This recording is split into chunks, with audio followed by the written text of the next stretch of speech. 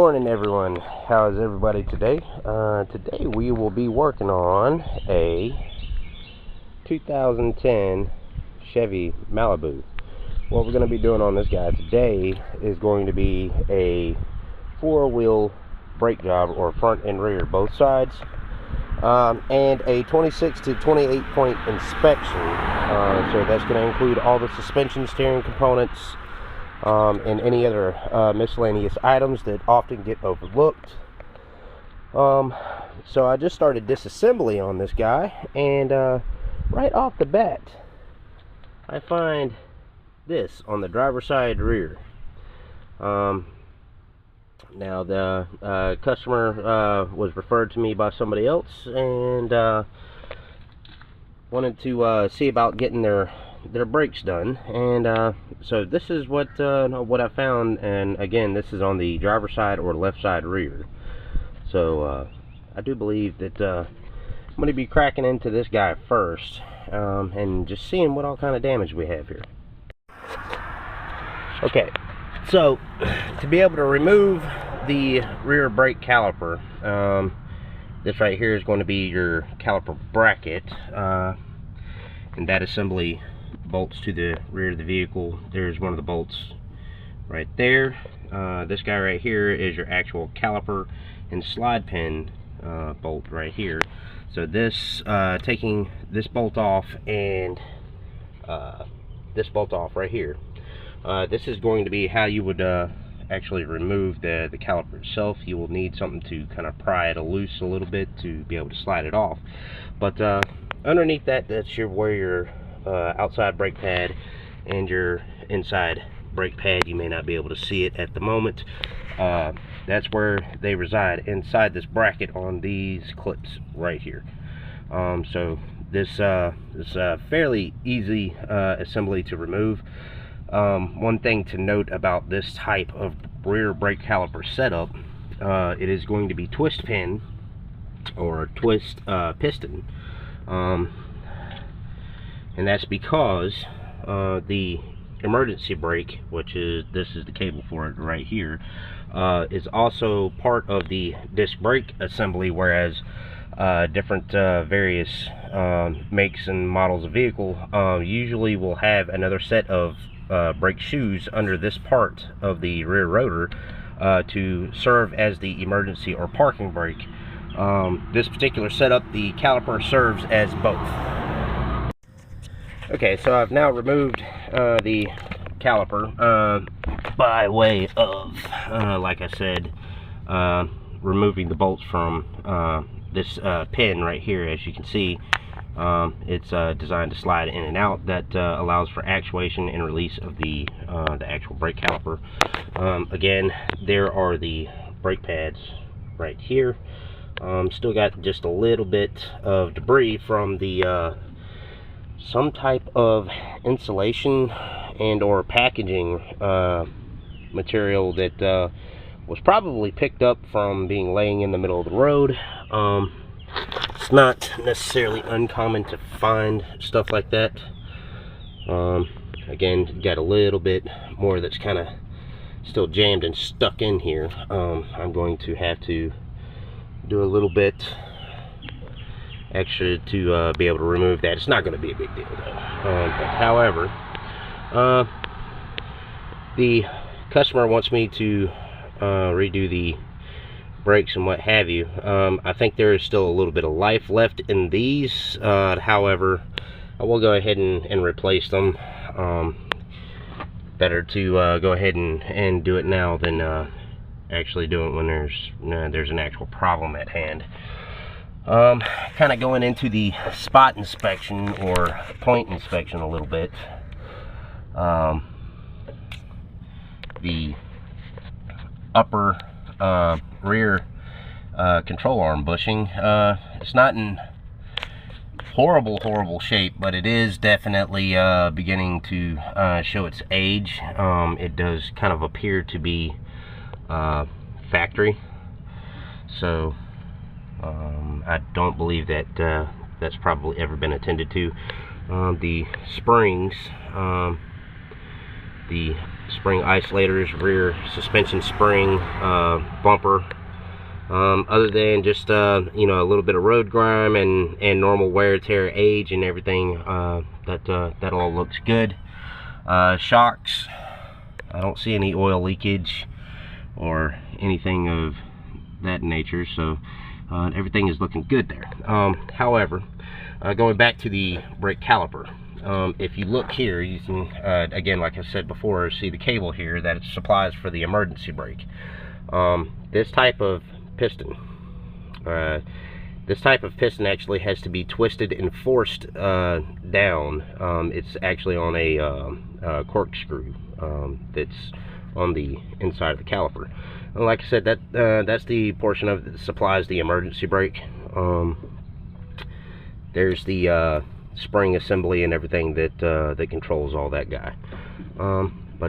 Yeah, so no leakage, regular age, wear and tear, no damage, maybe a little bit of cobweb there, but the vehicle could have sat somewhere for some length of time or what have you. All in all, everything looks pretty good. The hub doesn't seem to be in any type of duress. Everything feels good there. That is the lower control arm bushing. Again, the bushings look like they could probably use some attention, not immediately, but definitely something to look into in the near future. Can't really see the other side rear, but however, we will be getting further into that and more in depth on the point inspection, but this is just a couple of points to look at. Alright, so again, to be able to collapse the rear calipers on some of these makes and models of vehicle when you're doing disc brakes, you will need a toolkit, something similar to this, maybe not as elaborate, especially if you're just working on your own vehicle, but I work on several different kinds, years, makes, models, variations, etc. So it's kind of essential to have something that pretty much covers most of, if not all, bases. You will need to take and match up one of these dials to the type of brake caliper piston set that you have, and you will put this together with this backer plate and this twisting drive here, so what that will do is it will twist this plate or dowel plate and essentially ratchet the piston back into the caliper, so the caliper can be put on the new brake set.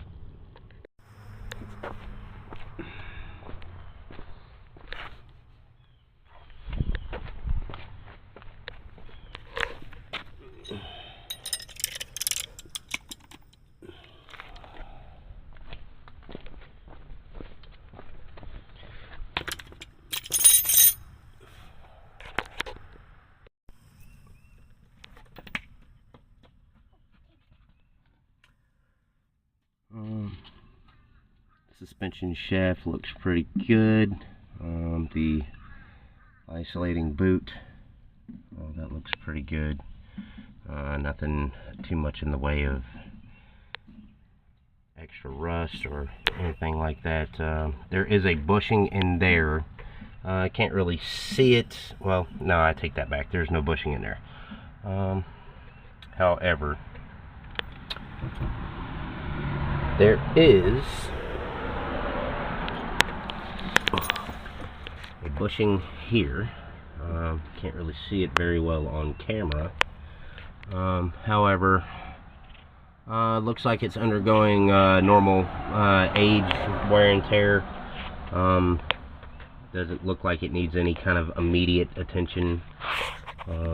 This right here is also a subframe isolation bushing. It connects the subframe here, or engine cradle, as some may identify it as, to the rest of the vehicle. It does have a little bit of flexibility to it, just for drivability purposes. No damage. Everything looks like it's up to par. Looks like the bottom side of the transmission has just a little bit of oil and stuff on it, more than likely from regular drivability. But overall, as far as point inspection side of things go, everything looks fairly normal for this age of a vehicle.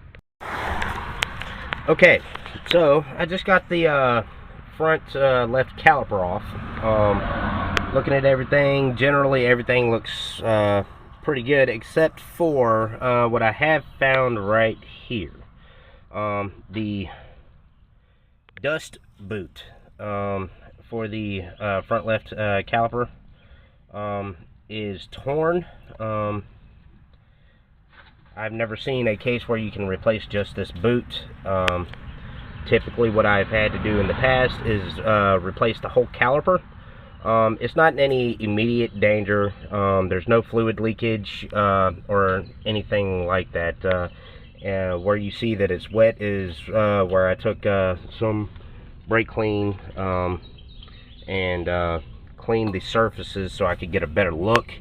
However, disassembly of this caliper, as I said before, you won't need any the special tool like the rear, because it is just press in.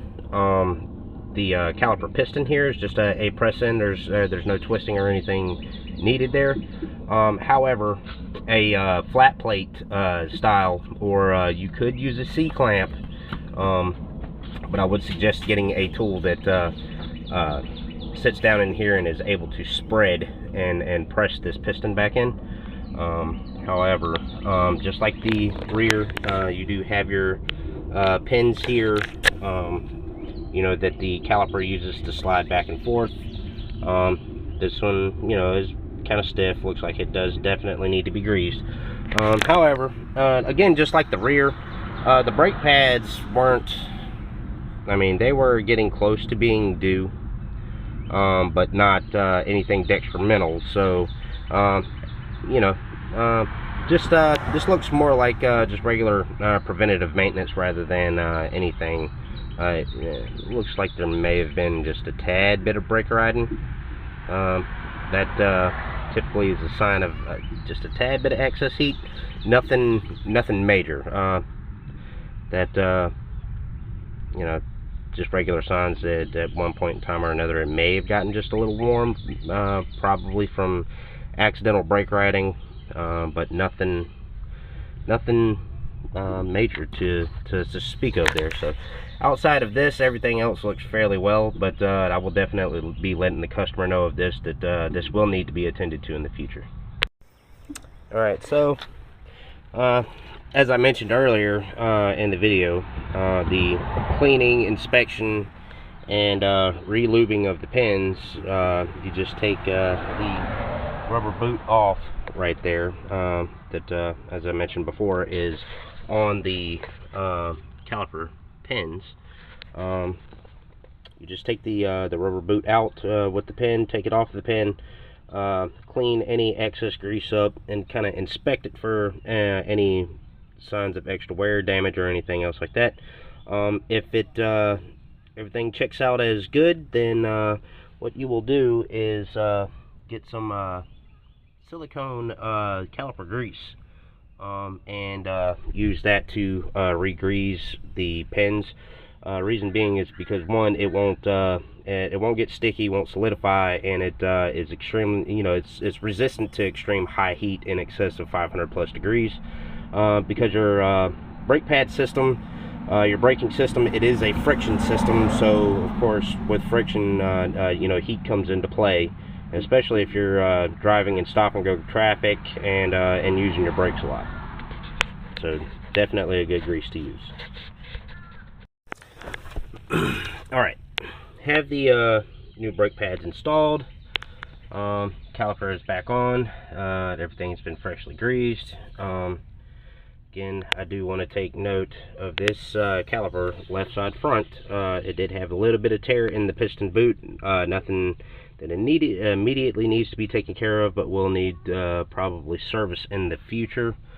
I definitely will be letting the customer know about this. However, again, this right here, this is just a protective boot. That right there is just needs to be replaced if just you know, the customer is a stickler about that and wants it replaced. It's nothing majorly necessary. This is the guy right here that you really want to pay attention to. This is your front brake line, so it is controlled by hydraulic pressure, if you will, and everything with this guy is in good standing.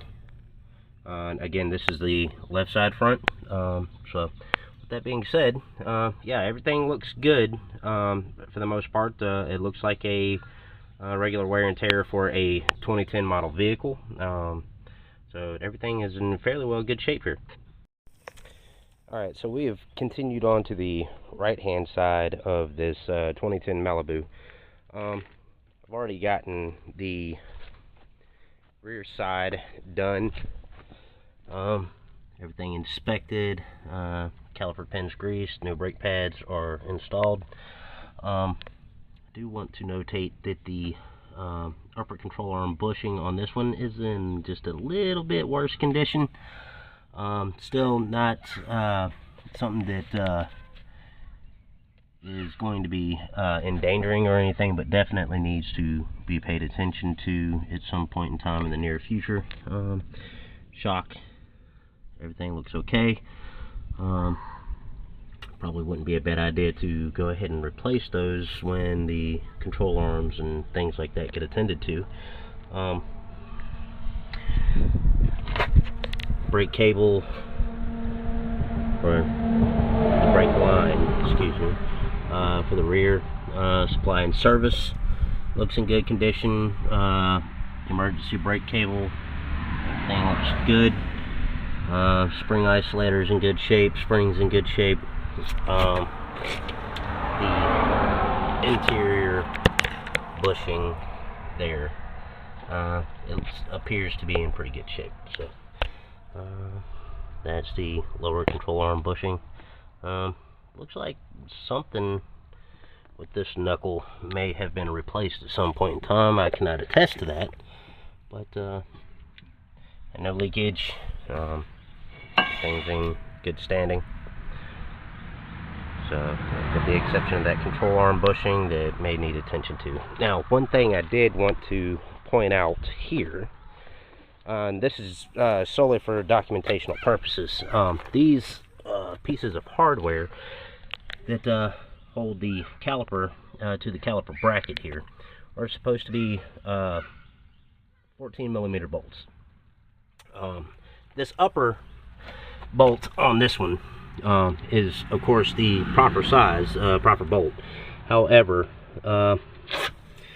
this guy right here, this one, excuse me, let me get the correct bolt. This one right here, however, is a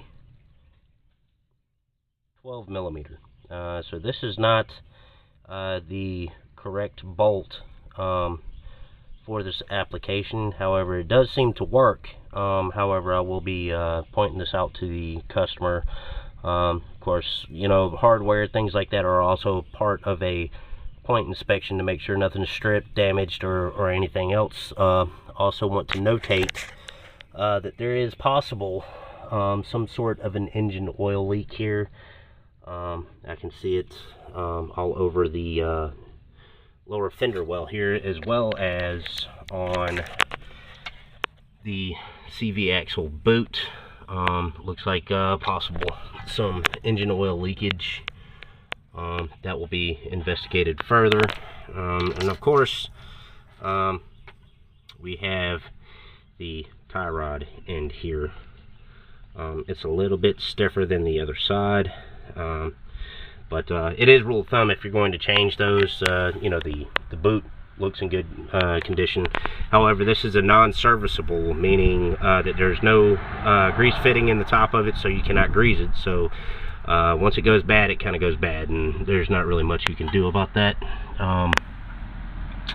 Sway bar linkage looks to be in good condition. Sway bar itself looks to be in good condition. The control arm bushing, lower control arm bushing for the front. It looks like it's in fairly good condition. That is, of course, the strut or shock covering. Everything seems to be in fairly good standing there. The front lower control arm bushing here looks a little swollen due to oil absorption. So, you know, there are things to be paid attention to. This is probably going to be one of the items here in the near future. Alright, so we have finished with the front and rear brakes all the way around. Just like the left side front on the front caliper, there is a little bit of piston boot shredding. Again, it's nothing major, but will be needed to be having some attention paid to it. Again, that's pretty well normal wear and tear for a vehicle of this age. They appear to be the factory calipers. Overall, still in good condition. As you can see, everything is complete. One thing to notate, anytime that you are taking your tires off of your vehicle for any reason whatsoever, it is always extremely important to torque your lug nuts. Okay? Torque your lug nuts. Now, the specified torque on this particular vehicle is, I believe, 80 to 120 foot-pounds. So we are going to split the difference, torque it right at 100. Reason for that is because they are factory cap nuts, and some of the caps are missing. So just a note, when the caps are still on the lug nuts, it's going to be a 19mm socket. However, if you do run into a case scenario where the cap falls off, and it'll look like this, you're going to have to reduce that socket size to 18mm. If not, you run the risk of stripping the nut. If you're trying to take it off or put it back on, then you're going to have a ton of trouble getting things completed if not. So that is just a notation, and that kind of goes across all vehicles. Okay, guys, we have again completed the brake job all the way around. All the wheel lugs have now been torqued to right at 100 foot-pounds. Again, like I said, I believe the range is 80 to 120 on foot-pounds. So I split the difference, torqued them at 100. What we're going to do now is we're going to pump the brakes down. Anytime that you have to collapse the brake calipers for any reason at all, before you go anywhere, it is imperative that you crank the vehicle and pump your brake pads and your brake pedal down until it's hard while the vehicle is running. If not, when you go to take off and you leave, go to match the brakes, you're not going to have any brakes because the caliper pistons have not been pushed out. So again, just a reminder, make sure you do that. If not, you will get into an accident. You will hit somebody or something. Possibly even worse, drive through your own house. So that is just a side notation. Again, here we go. We are now cranking the vehicle. Hey, Daddy, I did it. Okay, so one thing to notate on for the point inspection, there is an exhaust leak that is making the vehicle sound particularly loud. I will be getting up underneath there and underneath the vehicle and checking that out. First, I'm going to check some stuff in the engine bay, just to make sure that we are good. As I notated earlier, I did see what appeared to be an oil leak at the front side of the engine, so I do kind of want to look at that so the customer is just aware of the situation.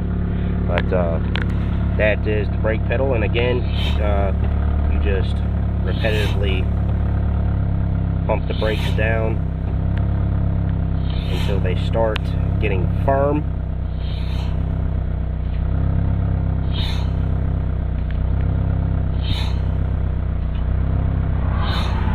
And again, this was an all-wheel brake job, so definitely need to make sure that all of the calipers are reseated. Then you can put it with your foot on the brake, of course, in reverse, just to see if the car engages and moves on its own. If it does, then you may need to go into a brake bleed. That'll be a subject for another video. But if it doesn't move, then ease your foot off the brake. Put a little bit of acceleration in braking. That is just kind of a test to see if your brakes are grabbing or not, and they do appear to be doing so in this case. So we're going to move on to the rest of the point inspection, and then we're going to take it for a test drive. Alright, so now we are in the engine bay here. This is going to be the GM Ecotech. On the surface, everything looks fairly well. Brake fluid is full. I need to wipe that down, just due to the collapsing of the brake calipers. The brake fluid was probably topped off at some point in time, so a little bit of excess is now pushed out. Coolant is in okay condition. Don't really see anything in the way of major leakage. As far as, I mean, this kind of looks like you know, average old vehicle wear and tear. There is, you know, signs of possible you know, oil from where they've changed the oil filter here. That is going to be an element filter type or canister type.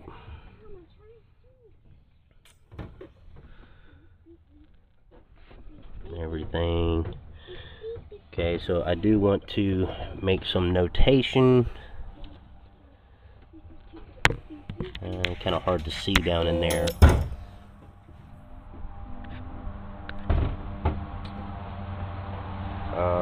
There is definitely some oil leakage. I'm going to have to get this top cap off to figure out exactly where it's coming from and why that may be. I'm suspecting a valve cover leak. It's not uncommon to find that. The belt, I'm not sure if it's been recently replaced or not. It does look just a tad bit swollen from possible oil soakage. But yeah, you can pretty see it's kind of wet and all down in there. So you know, some further investigation on what we have going on there would definitely be a thing. I'm gonna have to pop this intake filter and everything out of the way, and do an investigation on the front and upper engine mount, just to check, make sure it's not cracked or damaged or anything. That's very critical, because if that's damaged, that could cause the engine mounting itself to separate from the body of the vehicle or the frame of the vehicle, and you know, that potentially cause some damage. Okay, so we are now on the underside of this 2010 Malibu, just to get a consensus on what the oil leak issue may be. If it's something that's old, I did take note that it did look like that a valve cover gasket has been replaced on it. Also too, I'm seeing RTV squish here at the oil pan, so it does, I don't know, this vehicle This is my first time putting my hands on this vehicle, but it does appear that something has been done with the oil pan at some point in time. But there is some oil leakage here at the bottom of the pan, as well as on the carriage or frame rail.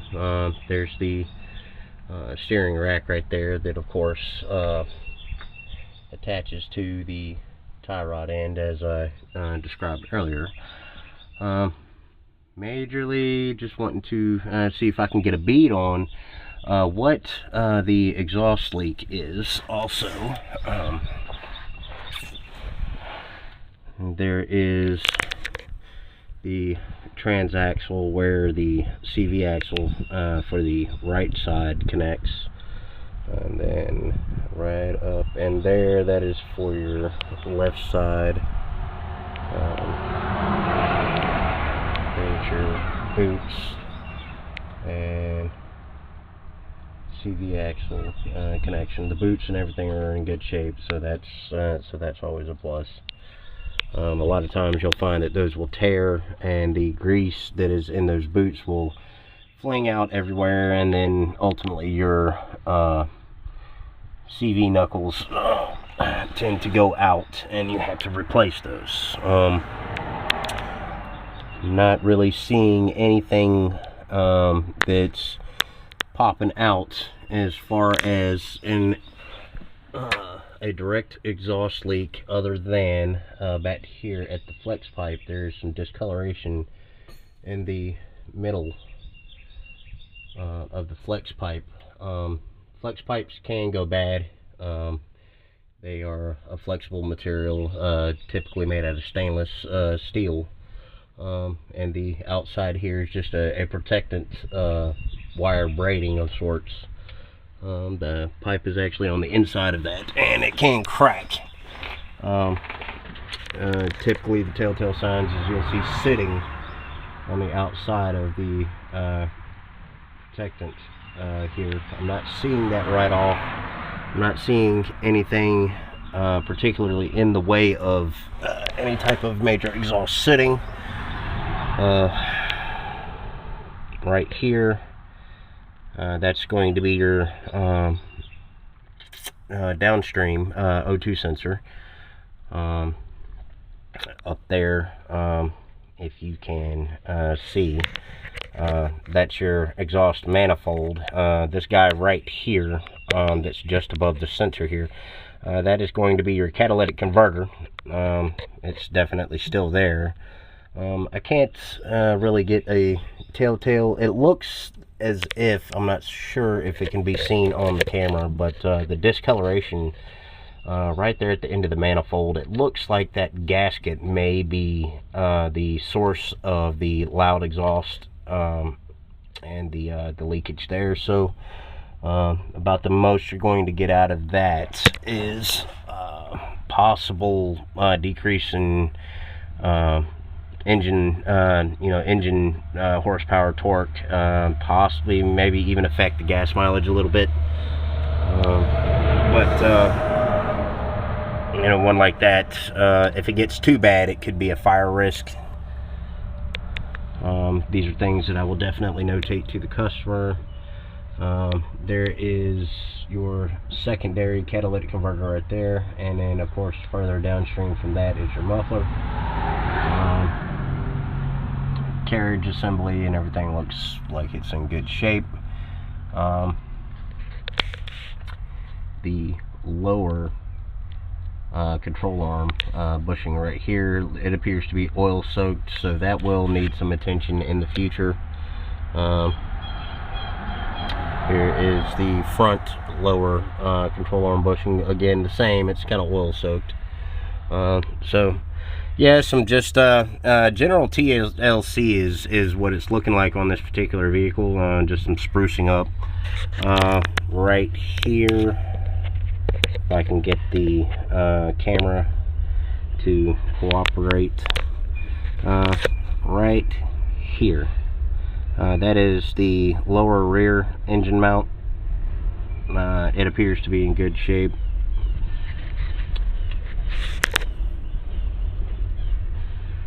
So yeah, everything it looks about like it would typically for a everyday driven 2010 Malibu.